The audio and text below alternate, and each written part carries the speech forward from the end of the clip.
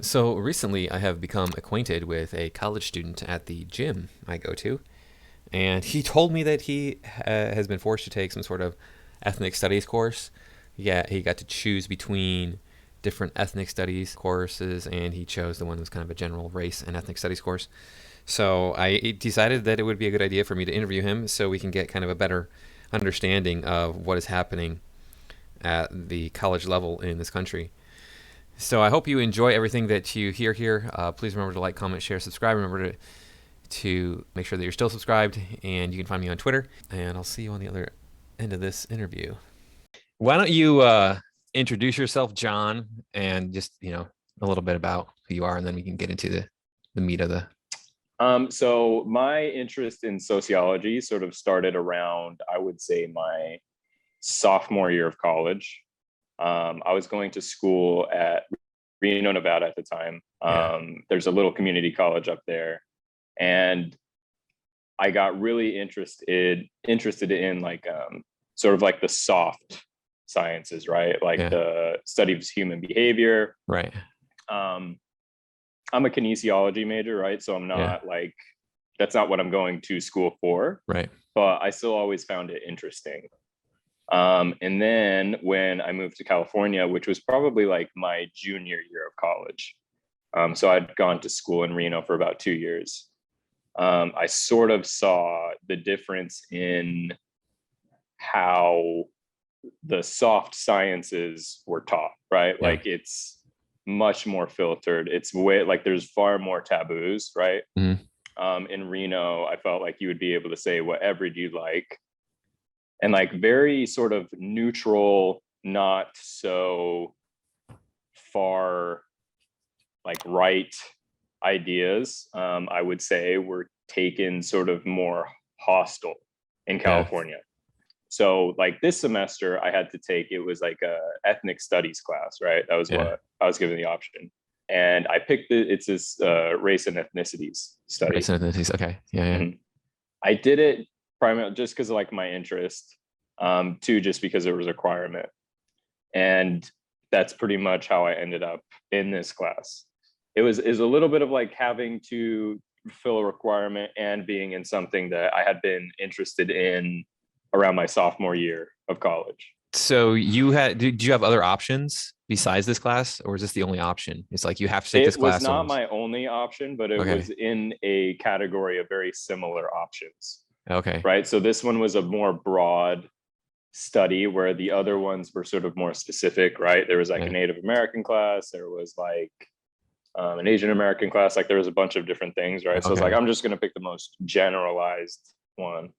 Yeah. Okay. So that's crazy, because I don't remember there being much of that when I was in college at all. I don't remember there being so much, hey, we're taking a class on Asian Americans or Native Americans or any of that stuff. So you took this race and ethnicity class. And so my question is, how did they talk about white people? Because you and I are both, I know that the audience can't see us because we're just drawings here, but I've mentioned it many times on the channel that I'm a white guy. You're also, in fact, you and I look like pretty much the same. It's kind of funny. We're like the same height. And wait, you know what's funny too is like, so I was born in St. George, Utah. Okay. I have like not so distant Native American ancestors, right? So I'll get pretty dark. Right. So when I'm out in the sun. And so like for the first 14 years of my life, like I wasn't treated like a Native American, but I was definitely mistaken for someone that was not white for like an extended period of time in my life. I'm not saying that just to like, I'm not like, no, it's fine. Yeah. You're just saying it. Yeah, like it's I would definitely say for sure white, right? But it's interesting, like, because I was in an area that was way more white than California, like significantly. California's not white anymore. Oh yeah. yeah. So yeah, you're a white guy, I'm a white guy. I can see it in your eyes now that you say that you're part native. Yeah, you have like your eyes are cheekbones. Yeah. But so how does this class handle white people? What did they say about white people in general? Evil colonizers? I'm being as objective as I can here too. So for example, I have an assignment that I have to turn in around this week, right? So by the end of this week that I'm working on, and it's talking about, the title of it is not derogatory towards white people, but it is essentially insinuating that like there is a whiteness to education, right? That for a long period of time, that has been like the predominant narrative of schools has been exclusively run by white people. And nothing inherently derogatory towards white people, right? But there is the sort of stereotypical, I guess you'd say, like sort of like woke element to it of like, how do we get rid of this? How do we change it? How do we get rid of essentially the history of like how we've been teaching in the past? And I would definitely sort of say that I am a centrist person. I have a natural inclination to sort of like seek out what people are trying to understand, rather than sort of, I guess, confront it with my own. And so I sort of have like, I'm sure if like someone else took this class, they would see a lot more, I guess you would say, like blatant things that I'm describing. You know what I'm saying? Like they would sort of say that I'm being pretty soft, right? On them, but there is that element of it does sort of have that element to it that you described, right? Like of sort of saying that we were the domineering race, that not exploring the nuance of it, you know, not exploring the fact that like there was Spanish Inquisitions, or that there was slave trades in Africa, or that like this isn't like a specifically, like, of course you could say that in this country specifically that there has been explicit racial tension. But it never really explores the nuance of like historical context. It never brings up that. It's always very black and white. And was that a good way to answer your question? And in allegory, right? It's black and white in race and in allegory. Yes. Very much so. So what do they say about then other races? Like, what do they say about black people? Like they're all innocent victims, or what do they say about Asian people? They're just not even involved in this, or what's going on? I mean, yes and no. There is sort of a, like, so for example, like we recently were talking about policies around criminalization, right? And of course there is like the statistics of like there's mass incarceration rates in certain minority groups that don't exist in like I guess you would say like traditionally like white ethnic people, right? So there is that sort of like it's not necessarily painting them as martyrs, but there is a sort of like, oh yeah, like they're being oppressed, and it is because of their race. It is not because of any other factor, right? Like I said before, like I'm very interested in sociology. Someone that I follow pretty hard is Sam Harris. I don't know if you've read I know any Sam of his Harris. work. He has a book called Making Sense. And they talk about like statistics that I'm afraid to bring up in class. Right. So we're specifically talking about like police brutality and stuff. And painting sort of like it as it like, oh yeah, like cops are in the street just shooting minorities left and right. They're hunting down black people. That's what it is. I know. There's a guy, I can't talk to him anymore because he's just too progressive. He's trying to tell me that the police are hunting down black people. They're hunting down black people. They kill 2,000 black people a year. And I'm going, okay, so first off, they're not hunting down black people. And even if they did kill 2,000 black people in this country a year, there's 45 million black people in this country. 2,000 is a tiny percentage of the population. And the police don't even kill that many black people.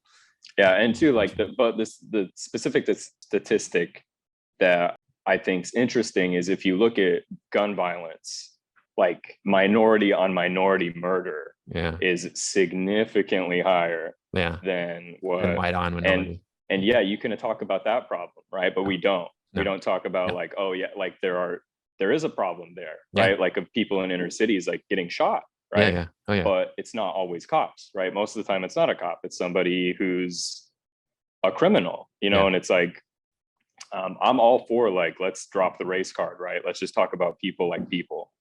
Exactly. You know, but to bring up to your question of like, there is a sort of like they're scapegoating hardcore on the whole like painting them as almost above crime, right? They're sort of saying that like there is a presence of blatant discrimination that is definitely romanticized. Like they're sort of painting a picture that is a narrative. It's not a fact. If that makes sense. Sorry. No, it makes sense. This is what we see all the time. And when you look at the race baiting, it's always like, oh, you know, the black people are just here. They're just trying to do their best. And then the white man steps in and just holds them down. Or there's a system that the white man has set up that holds the minorities down. And I'm like, where's the system at? Please identify the system for me. And the only thing they can say is, well, look, black people are being incarcerated at alarming rates, or Hispanic people are being incarcerated more often. And I'm like, is that because there's a system, or is that because they're breaking the law?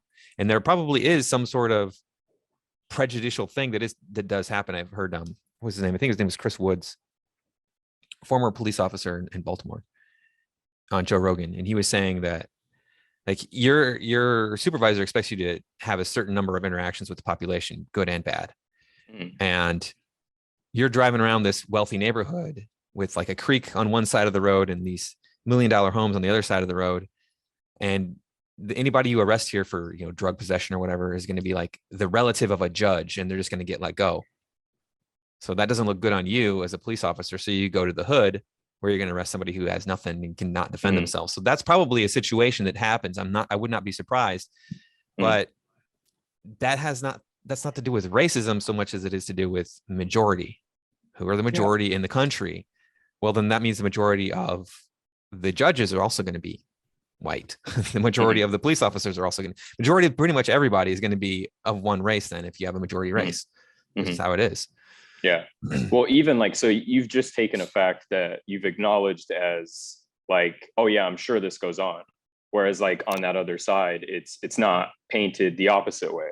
They don't say in like, oh yeah, I'm like, people are getting shot. They don't say that, oh, well, there probably are situations where someone's that is guilty or someone that is a threat to a cop gets shot. Yeah. It's sort of painted in this, like, it's not nuanced. It's always racism. It's always racism, right? Because like you can bring up as much statistics as you want with that kind of stuff and say like, oh yeah, all this stuff's going on, but it's like, I think there's something a little dangerous with painting it in the absolute sort of way that it is, right? Yeah. Like I'm sure that a bunch of innocent people are getting shot by cops, but I'm sure that there's just as many that do potentially pose a threat that we don't talk about. Right. You know, so like I don't think that either side of this argument is inherently right or wrong, but there is a sort of like, if you don't think the way we think in this field, right, that has become like a large part of academia, it's horribly taboo. Like you can't bring it up. Yeah, it is immediately shot down. Wow. It's interesting too, because, you know, like it seemed like the left was very for free speech at a period in time, right? Yeah. And now it seems like it's a complete opposite, where it's like you have to speak a certain way. Right. Words are violence. Words are violence now. Yeah. Right. Where it's like even someone that's being very respectful and just even has like certain questions or a certain idea, it gets shot down instead of it getting talked about. Right. Instead of saying like, oh yeah, okay, yeah, let's look into it. Yeah. You know what I'm saying? Exactly. Yeah. Yeah. That's been going on for a while. There's a YouTuber I've been watching lately called Rangapow, and all he does is he goes on this live chat thing where he gets random people to log on and talk to him. And he just asks the question, who has easier lives, men or women? And people come back at him going, you're such a sexist bastard. He's like, all I did was ask a question. I didn't say anything other than who has easier lives, men or women. That's it. I didn't say it was men. I didn't say it was women. I just said who has easier lives.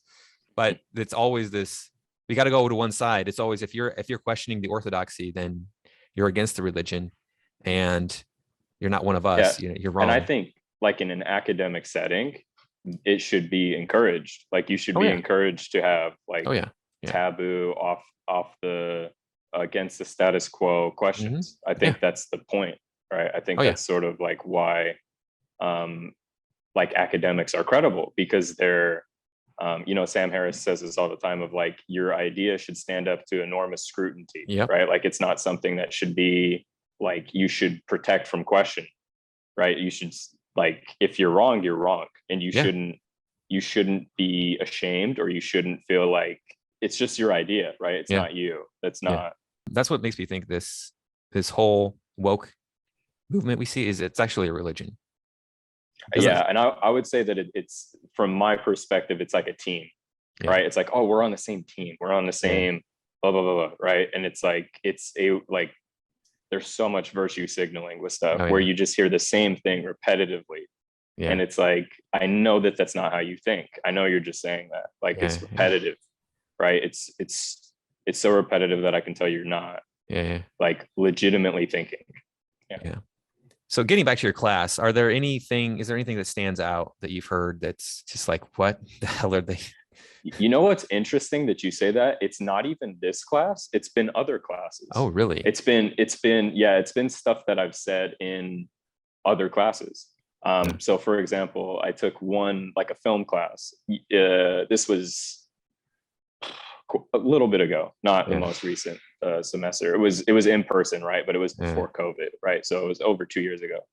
And we were talking about we were talking about the same thing. We were talking about white saviordom in films, right? So sort of this trope of a white person going into like an environment and saving a bunch of minorities, right? So one of the movies that was brought up was, I don't think if you've ever seen the movie Blind Side with Sandra Bullock. I haven't seen. I know what it is. I haven't seen it yet. Yeah. So you're aware that it's like, so it's this white family takes in this black football player, right? Yeah. Mm-hmm. And they were talking about how that was problematic, right? Like the problematicness, of course, of sort of that being problematic. It was brought up that like, okay, so we came to the conclusion that it was in some way racist, right? Like those white people were still racist. And I posed the idea of like, isn't it better though? Like, isn't this type of racism better than what like was slavery? Objectively, it's true, right? Like, like that's assuming that there is some sort of racism going on here, that they're helping this young black man because he's black, not because he's just a human being who needs help. And so like I kind of think like from a very like functionalist perspective, right? So I was like, maybe it's just part of the evolution that is eventual equality, right? Like if you're describing this as racism, this leads to something better than what slavery was, right?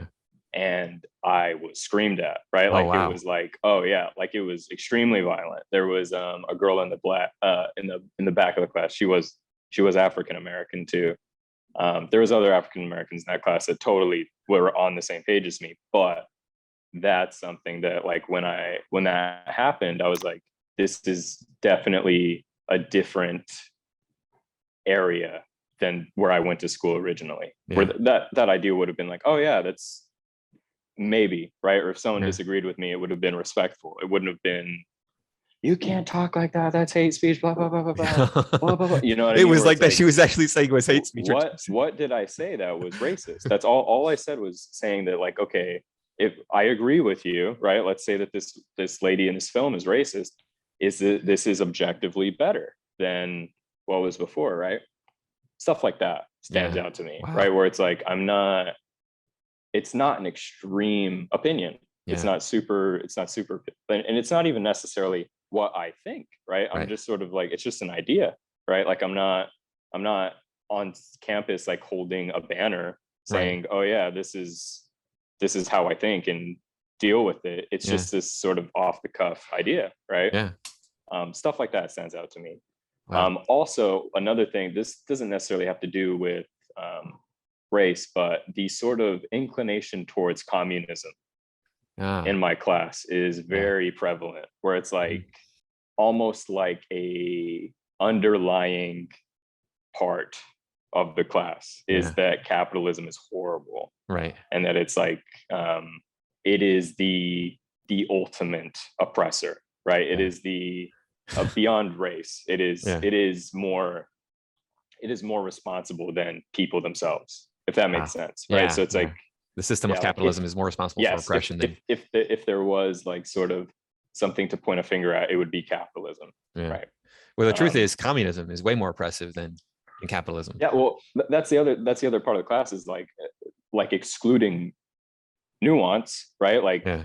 let's talk about that then, right? Like, it's like you can't just make like this blatant claim and like act like, oh yeah, like it's just accepted, it's not questioned, right? I've spoken out like a couple of times and been like, it hasn't like it to my, and two, I'm just trying to pass a class, right? Like I'm not here like trying to cause any trouble, but it's like you can't talk about communism and not talk about some of like the worst instances in human history. Like you can't exclude it, right? Like they'll talk about it like, oh yeah, if we had this more socialistic, it's like anytime a country's gone more socialistic, it's only been like this progression into a dictatorship where people are censored to an insane, like you can't, like the best example is North Korea, right? Like that's communism in practice, right?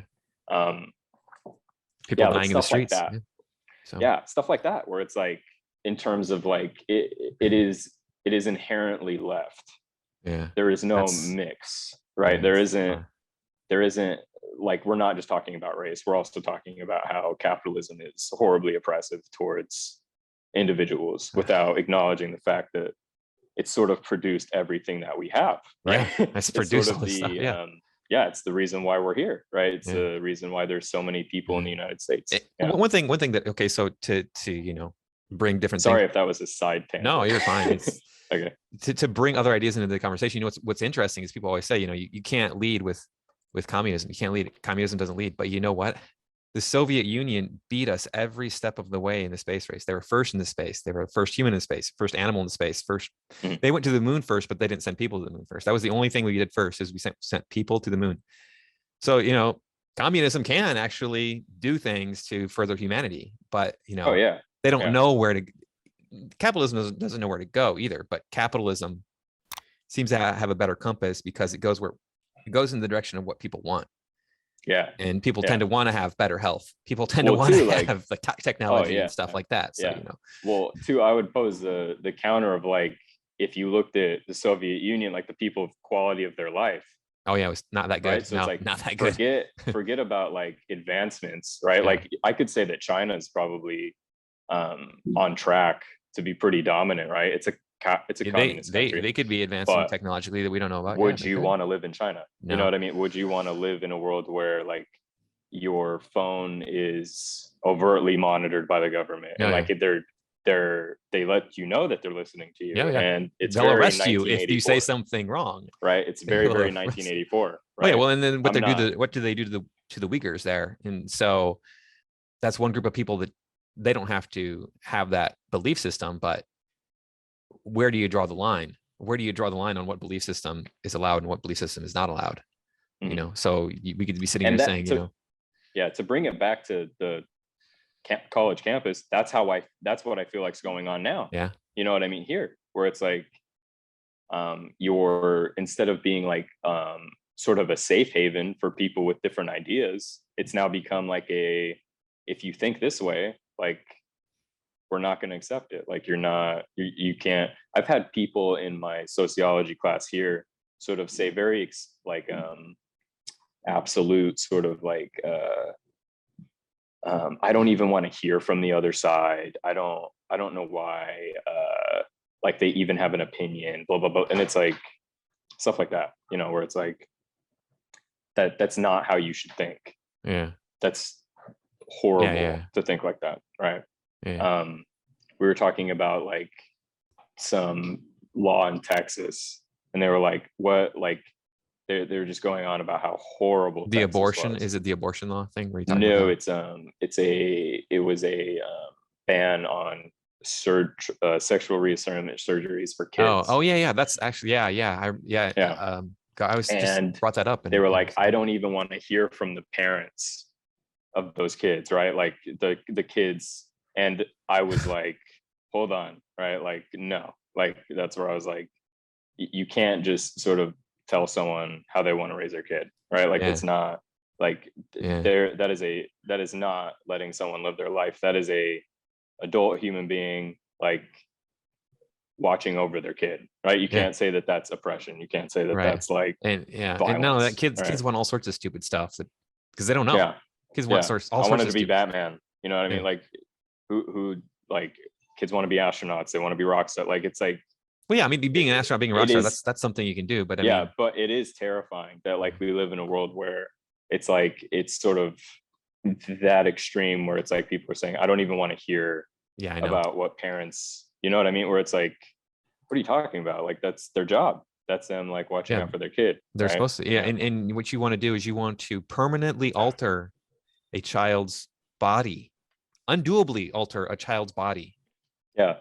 You're taking away what is a core part of them just because they think as a child that has no experience with the world, basically, that they're not what Exactly. they were born as. It's like, that's 100%. ridiculously stupid to do that. Yeah. Yeah. It's sort of like, yeah, because like when they were said that, like I brought up I said like, okay, this is an equivalent. If I said, like, if your son came up to you and was like, hey, dad, I want to cut my leg off. And you were like, no. Yeah. You know You're what I not gonna mean? do Like, that. how is that any different? You know what I Yeah. mean? It's like, they don't understand what they're doing. You know what I mean? They Yeah. have no framework to understand that, oh, like, you know, like their attention span is what, an hour Yeah. at most, right? They're not Yeah. thinking when they go through puberty, right? Like it's crazy that this is like the predominant narrative, that it's Yeah. like, oh yeah, parents shouldn't be able to say what kids can do to their bodies. It's like, all right, let them run around with like scissors and knives, Yeah. and Well, I you know think what we I should mean? just Like let no kids do. seatbelts. We should just let them do a bunch of blow and bang hookers when they're 10. What do Yeah, you yeah, think? that's it. It's just like different strokes for different folks, right? Right. Yeah. Like whatever you're into, right? Yeah, so stuff like that, where it's like I sort of see, and once again, this is coming from a centrist. Like I'm not Yeah. right, I'm not left, Yeah. Yeah. Yeah. right? And I sort of see this intense, predominant, like domineering narrative of like leftist thinking that it makes me more right. You know, it Yeah. makes me lean more right because I'm Yeah. like, this is crazy. It's Like the you're same way. going Yeah. too far, Yeah. right? Like I was born feeling very much a Democrat. Like I Yeah. was in a very red Right. state, you know, and it's like it's just so interesting to see this crazy shift, Yeah. you know. Yeah. I feel like I'm the same way. It's like I was Democrat, and my family is very conservative, and I was like, you guys are stupid. You're a bunch of idiots. You don't know what you're talking about. Yeah. And now when I see all this coming up, like, you're evil because you're white and male, I'm like, okay, well, maybe I'm going to go over to the side that doesn't think that I'm evil because I'm white and male. Yeah, and that's the other thing. It's like, what's white? You know what I mean? Like that's the other thing about the class is like, if you look at like Irish Americans or Jewish Americans or like what they're saying like, now is Slavic people. Slavic people aren't considered white, so and like, I'm part Slavic. My grandmother came here from Romania. I'm like, okay, so what am I? Am I a quarter Slavic then? Do I get a quarter of the press? Exactly. So it's just really interesting that it's like the slow progression of instead of becoming more united, they're making more categories. You know what I mean? Exactly. Yeah. Yeah, it's crazy. And that is the truth of it. They want more categories. They want like, okay, you're a black person who fits into this category because you're this way, and you're a black person because you're a woman, you fit into this other category, and you're a white person, so you're way over here in this other category. And then, oh well, you're part Native American, John, so you get to be in this other category. And it's like, where do you draw these lines? I mean, it comes down to everybody's an individual, which is what capitalism says. Capitalism says everybody's an individual, so it doesn't really matter. And I'm all down for studying, like, if there is something that is like objectively true about racism, let's discuss it. Oh yeah. Right. But it's sort of like, it include the nuance of it, include the fact that it's like, oh yeah, like there's layers to this, instead of being so blatantly, this is the way, this is how we think, right? It's it's too much. It's an indoctrination. It's a religion. It's a cult. So you ever heard of Thomas Sowell? No.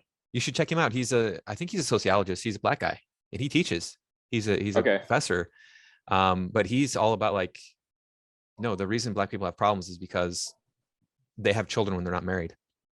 It's like his big thing. He's like, no, redlining had nothing to do with race. He'll even bring up evidence, like, redlining had absolutely nothing to do with race. And he's a black guy saying that. So it's like, okay, I mean, is he trying to win points with the dominant race in the country? Or is he speaking what he believes is really true because he's looked at evidence? Yeah. You know, yeah. Figure it out. All right, man. I think that's all I needed to ask you about. Did you want to say anything else before we wrap it up?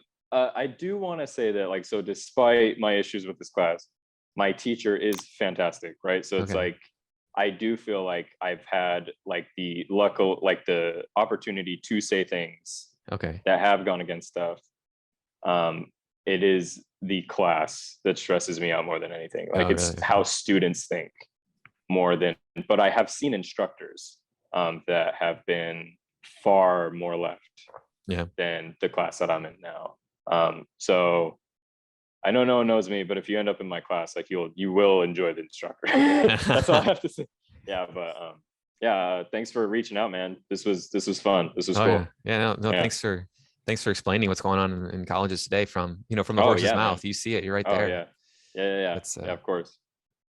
It's a different world from when, I mean, I teach college and it's different for me. Well, my subject matter is so narrowly focused. So I know that we had a teacher that taught in film business, and she was telling me that in her class she brought up the idea that, like, so white people have been on top for so long, what do you think about having other races on top?